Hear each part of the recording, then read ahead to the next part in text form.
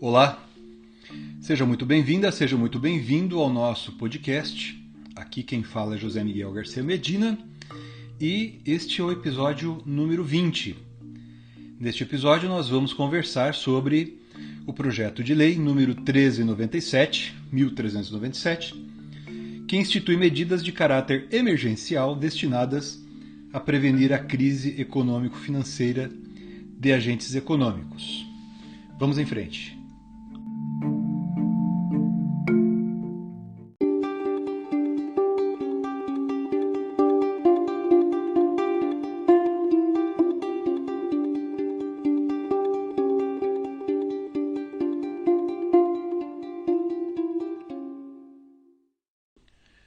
Neste episódio falarei do projeto de lei 1397 de 2020.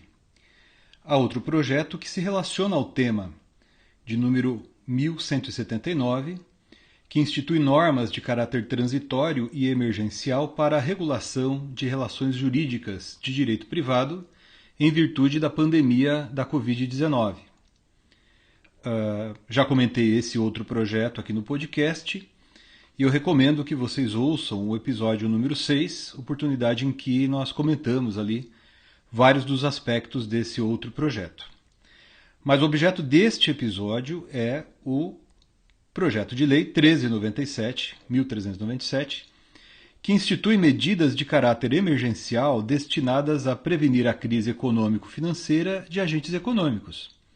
Além disso, esse projeto altera em caráter transitório o regime jurídico da recuperação judicial, da recuperação extrajudicial e da falência. Esse projeto foi aprovado na Câmara dos Deputados e acabou de chegar no Senado Federal. Neste momento em que gravamos o episódio, estamos aqui finalizando esse episódio na madrugada do dia 28, para que ele vá ao ar na noite do dia 28, depois de revisado e formatado. Mas no momento em que estamos gravando o episódio, ele, pelo menos nesse momento, ainda não foi designado relator. O autor da proposta na Câmara dos Deputados é o deputado Hugo Leal. Ele afirmou o seguinte em defesa do projeto. Isso está na página da Câmara dos Deputados na internet.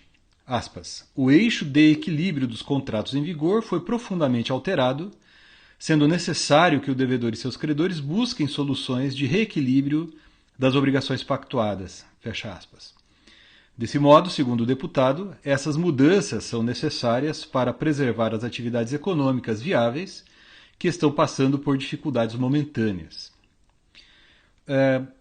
Eu vou apresentar aqui alguns destaques desse projeto e vou fazer meus comentários, aqui minhas observações a aspectos que considero os mais importantes do projeto de lei.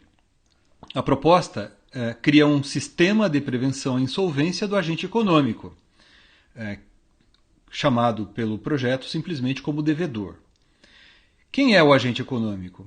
De acordo com o artigo 2º, parágrafo 1º do projeto, agente econômico é a pessoa jurídica de direito privado, o empresário individual, o produtor rural e o profissional autônomo que exerçam regularmente suas atividades.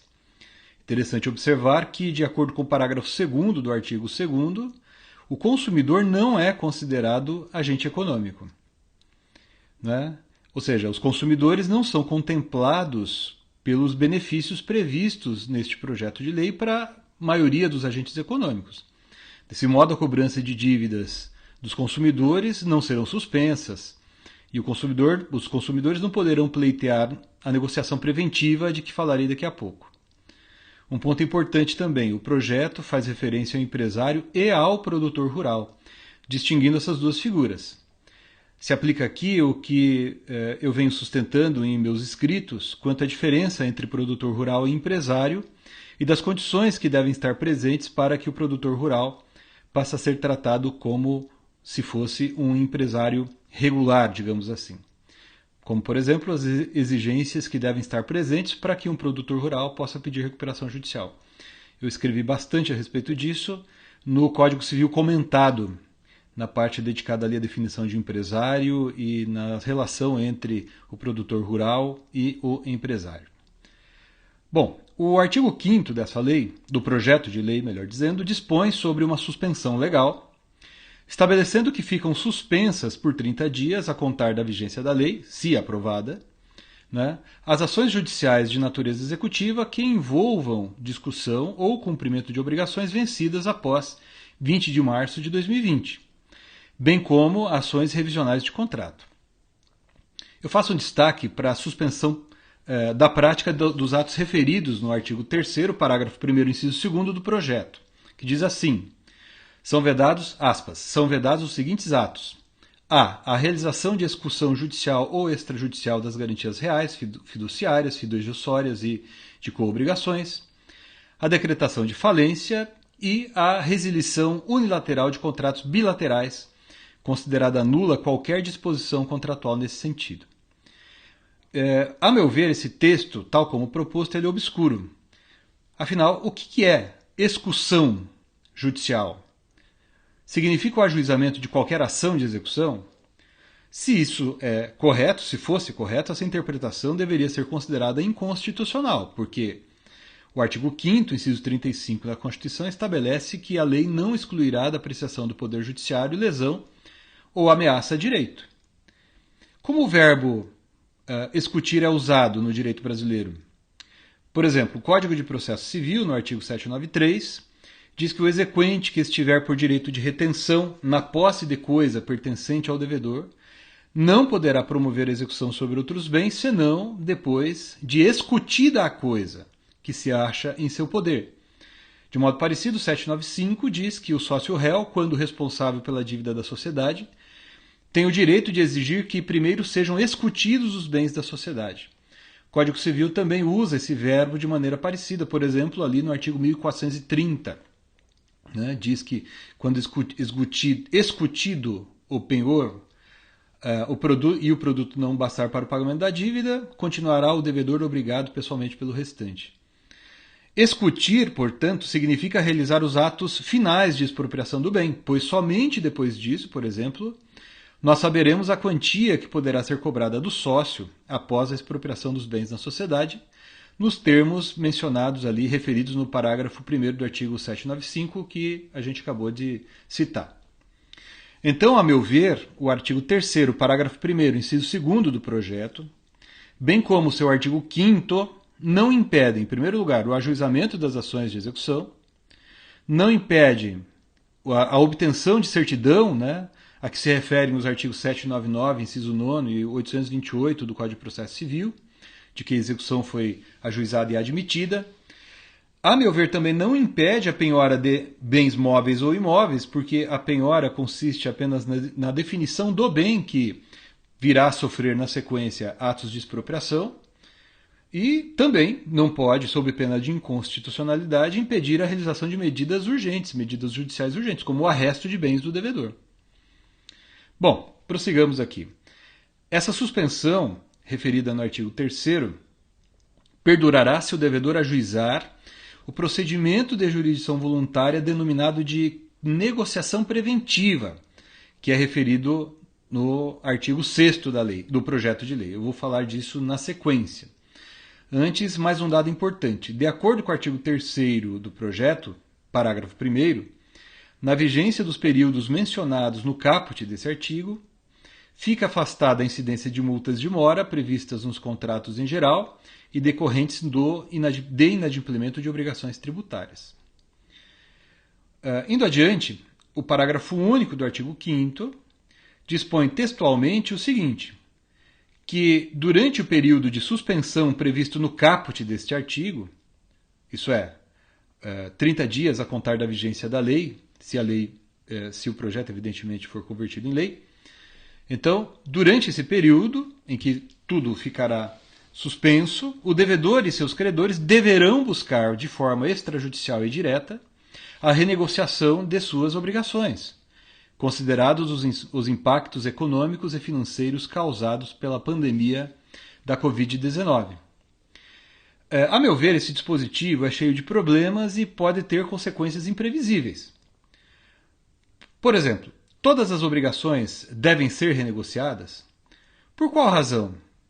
O artigo 317 do Código Civil, por exemplo, autoriza a revisão contratual quando, por motivos imprevisíveis, sobrevier desproporção manifesta entre o valor da prestação devida e o do momento de sua execução. Hipótese em que poderá o juiz corrigi-lo a pedido da parte, de modo que assegure, quanto possível, o valor real da prestação. Já o artigo 478 do Código Civil, por sua vez, dispõe, nos contratos de execução continuada ou diferida, se a prestação de uma das partes se tornar excessivamente onerosa, com extrema vantagem para outra, em virtude de acontecimentos extraordinários e imprevisíveis, poderá o devedor pedir a resolução do contrato. Vejam que o projeto de lei não leva isso em consideração. Ele simplesmente determina a suspensão do prazo de 30 dias, pelo prazo de 30 dias a contar do início da vigência da lei. E, praticamente, portanto, ele subjuga qualquer credor que deverá se submeter à renegociação, ainda que não haja quebra das bases subjetiva e objetiva do negócio, que os alemães preferem falar em alteração do fundamento do negócio jurídico, no artigo 313 do Código Civil alemão, por exemplo. Eu trato disso no comentário aos artigos 317 e 478 do Código Civil comentado também, que eu escrevi em coautoria com o Fábio Caldas Fábio Caldas de Araújo. Assim, vejam, mesmo nos contratos em que não houve alteração significativa das bases do negócio, haverá a suspensão referida na lei. Isso não faz sentido. Por exemplo, redes de supermercados, redes de farmácias, fabricantes de equipamentos médicos, etc. Ainda que segmentos semelhantes a esses, ou inclusive esses, não tenham sido afetados de modo significativo por essa crise, poderão se valer do que esse projeto prevê. O projeto trata como se fossem iguais agentes econômicos que se encontram em situações diferentes. E vejam só as consequências disso. Na prática, por exemplo, um supermercado poderá se valer da lei para renegociar com produtores rurais que fornecem frutas e verduras, ou com cooperativas que fornecem laticínios, etc. O projeto equipara pessoas que podem se encontrar em situações muito distintas. E mais, essa suspensão, que está aqui referida no artigo 5º, que decorre do início da entrada em vigor da lei, pode prosseguir. O artigo 6º do projeto trata de um procedimento de jurisdição voluntária criado pelo projeto chamado de negociação preventiva. E aqui começam outros problemas.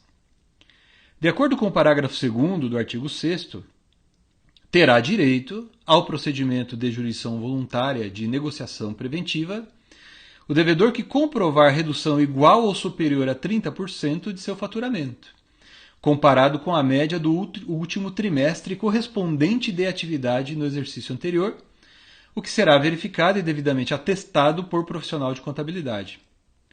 Vejam, aqui se trata de elemento de prova produzido unilateralmente pelo devedor e que não é submetido ao contraditório. É o que diz o artigo 7º do projeto, que dispõe o seguinte: não cabe resposta, manifestação ou qualquer tipo de averiguação ou perícia sobre o pedido de negociação preventiva. Assim, o credor, mais uma vez, acaba tendo que se submeter a esse procedimento, não tendo como se opor à alegação do devedor. O credor não terá a oportunidade de tentar demonstrar, por exemplo, que o faturamento do devedor não se reduziu a 30% ou mais. O artigo 7º, desse modo, parece ser manifestamente inconstitucional, pois altera a situação, ou melhor, permite a alteração da situação jurídica em que se encontra o credor, que não vai poder se opor a nada, e apenas vai se submeter ao que afirmar o devedor. Ademais, a redução de faturamento por si só não significa necessariamente que a empresa está em dificuldade. Pode ter havido redução de faturamento, mas também redução de despesas, por exemplo. Significa dizer que a empresa não teve prejuízo necessariamente nesse período. Pode ter havido redução do lucro, mas não prejuízo. Além disso, o montante escolhido pelo legislador de 30% de redução do faturamento não parece razoável. Ao longo dos últimos anos, ou décadas inclusive, várias circunstâncias econômicas levaram, mesmo em tempos recentes, a redução de faturamento de empresas em percentual até mesmo superior ao indicado no projeto, e nem por isso houve quebra de empresas necessariamente. Pode ter se tratado de uma crise ocasional seguida de uma recuperação. Tal como o texto do projeto está escrito, na prática, todos os devedores poderão se valer do procedimento de renegociação perante o judiciário, que não terá como controlar a correção dos documentos apresentados pelo devedor. Mas vamos adiante. Ainda de acordo com o artigo 6º, agora o caput desse artigo 6º, decorrido o prazo de 30 dias da vigência da lei, né, que é referido no caput do artigo 5º, o devedor poderá ajuizar em 60 dias, por uma única vez, o procedimento de jurisdição voluntária, que esse projeto denomina negociação preventiva. De acordo com o inciso 1º do artigo 6º, a distribuição do pedido acarretará a imediata suspensão prevista no artigo 3º desta lei, ou seja, ficam suspensas as ações judiciais de natureza executiva que envolvam discussão ou cumprimento de obrigações vencidas após a data de 20 de março de 2020. Vejam, essa disposição, tal como foi redigida, pode gerar inúmeros problemas. Os artigos 3º e 5º do projeto estabelecem que essa suspensão se dá a contar da vigência da lei. Em princípio, portanto, terminado esse prazo de 30 dias, as ações suspensas poderão prosseguir. Se o devedor requerer a renegociação preventiva à Justiça, e ele pode fazer isso dentro de 60 dias, os processos vão se suspender mais uma vez. De acordo com o inciso 2º do artigo 6º, as negociações devem ocorrer em até 90 dias. Então vejam que, somando esses prazos, tem-se 30 dias de suspensão a partir da vigência da lei, 60 dias dentro dos quais o devedor poderá pedir a renegociação e mais 90 dias como prazo previsto na lei para o processo de renegociação. O total é de 180 dias. Então, na prática, né, essa suspensão, ou possível não suspensão, porque haverá dúvida se o devedor vai requerer ou não vai requerer a negociação, tudo isso junto pode chegar a 6 meses. Além disso, o credor pode demorar a ter conhecimento do requerimento de renegociação.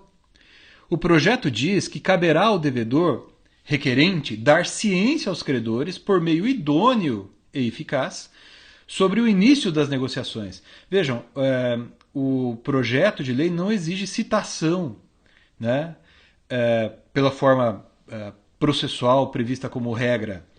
Né, admite que o devedor dê ciência aos credores por qualquer meio idôneo e eficaz sobre o início das negociações. Ora, o que é meio idôneo? Então, por exemplo, o envio de uma mensagem pelo devedor a um funcionário de uma das filiais da empresa credora. O envio de uma mensagem, sei lá, pelo WhatsApp. Pode ser considerado meio idôneo? É um meio de comunicação, é um meio idôneo? Né? A gente fica sem saber. Pode suceder que o credor acabe não tendo a administração, por exemplo, da empresa credora, como mencionei ali, né, da empresa de laticínios, fique sem saber, né, que o devedor requereu a renegociação e venha a mover uma ação de execução. Né? Outro problema. De acordo com o parágrafo 1º do artigo 6º, o juiz competente para apreciar o pedido para utilização do procedimento previsto no caput desse artigo será aquele competente para os procedimentos da Lei 11.101 de 2005. Vejam, a lei, estranhamente, parece partir do pressuposto de que o devedor que pedir a renegociação já está prestes a requerer a recuperação judicial. Isso é incorreto, porque nem todos que estão referidos ou estão abrangidos pelo conceito de agente econômico são empresa, né, ou empresário que tem qualidade jurídica, aptidão para requerer recuperação judicial. Né? Basta lembrar o problema do produtor rural, por exemplo, que nem sempre está autorizado a pedir recuperação judicial, nem sempre é tratado como empresário. Além disso, como inevitavelmente um grande número de devedores acabarão por requerer a renegociação, as varas de recuperação judicial e falência ficarão abarrotadas com um sem número de processos.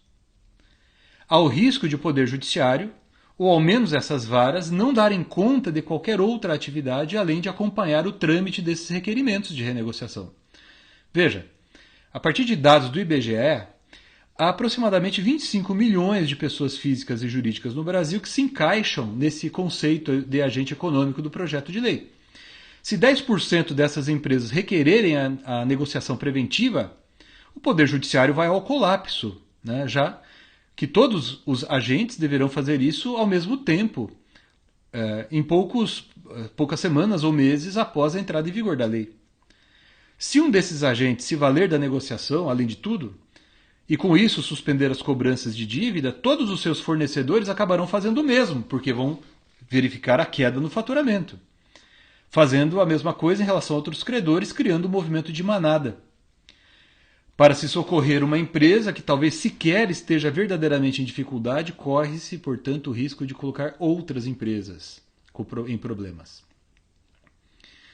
Além disso tudo que nós mencionamos aqui, há ainda importantes alterações no regime de recuperação judicial de empresas, que é previsto na Lei 11.101 de 2005. Então, por exemplo, o artigo 12 do projeto autoriza que seja apresentado um novo plano de recuperação judicial, tenha ou não já sido homologado judicialmente o plano original. O artigo 13 flexibiliza os requisitos para se requerer a recuperação. Por exemplo, quem tiver requerido recuperação judicial nos últimos 5 anos poderá requerer novamente. Além disso, há alteração também no quórum necessário para a aprovação do plano, que passa a ser de maioria simples para a recuperação extrajudicial. Eu concluo, diante dessa análise bem rápida que eu estou fazendo aqui, o seguinte. A meu ver, o projeto, se aprovado desse modo, acabará gerando, na prática, uma moratória geral, pois a cobrança judicial das dívidas acabará sendo inviabilizada. E como nós mencionamos, isso pode chegar ao total de 180 dias. Haverá uma gigantesca judicialização do tema, já que a renegociação tramitará perante o Poder Judiciário. As varas de recuperação judicial e falência não vão dar conta. O Poder Judiciário acabará tendo que se reorganizar, direcionando mais juízes e servidores para essas varas. Não bastasse isso tudo, a dubiedade de várias das disposições previstas no projeto vai acabar gerando uma grande insegurança jurídica ao longo de todo esse período e nos tempos subsequentes. O projeto trata, do mesmo modo, devedores que se encontram em situações diferentes. Assim, mesmo devedores que não precisarem renegociar acabarão indo ao judiciário para, pelo menos, suspender o cumprimento de suas obrigações. E com tudo isso, se acaba judicializando algo que deveria ser feito pelas partes extrajudicialmente. Não há motivo para que um processo tramite por 90 dias no Poder Judiciário, apenas para que as partes negociem. Eu vou continuar acompanhando por aqui a tramitação do projeto e estou na torcida aqui que o Senado aperfeiçoe, né? O projeto cria um novo regime jurídico com problemas que levarão a novas demandas judiciais. Há várias dúvidas e muitos colegas têm me perguntado. Por exemplo, o credor poderá demonstrar, depois de realizado esse procedimento e frustrado o acordo, não havendo uma renegociação, o credor poderá demonstrar depois que o requerimento de renegociação foi abusivo e o devedor violou a boa-fé objetiva? Ele pode fazer isso com base nos artigos 187 e 422 do Código Civil. E mais, no prazo de 30 dias contado da vigência da lei correrá a prescrição? O projeto não fala nada. O requerimento de renegociação apresentado pelo devedor interrompe ou suspende a prescrição? É uma outra dúvida que já me passaram aqui. Assim, se aprovado tal como redigido, até aqui, a meu ver, o projeto acaba favorecendo devedores que a rigor não precisariam fazer a renegociação, acaba também sobrecarregando o Poder Judiciário com ainda mais trabalho e, por fim, acaba, na prática, por paralisar ainda mais a economia, pois cria uma moratória geral e absoluta. Aqui os credores não terão como se opor. O projeto em momento algum usa esse termo, mas na prática é o que acabará acontecendo. É isso. Certamente nós vamos falar novamente desse projeto, eu vou ficar aguardando as novidades. Se o projeto vier a ser aprovado, nós vamos falar novamente do tema, daí então já com a lei aprovada. Falaremos disso aqui no podcast. Eu também já estou escrevendo a respeito e certamente isso vai ser objeto de nossa análise em nossas palestras também.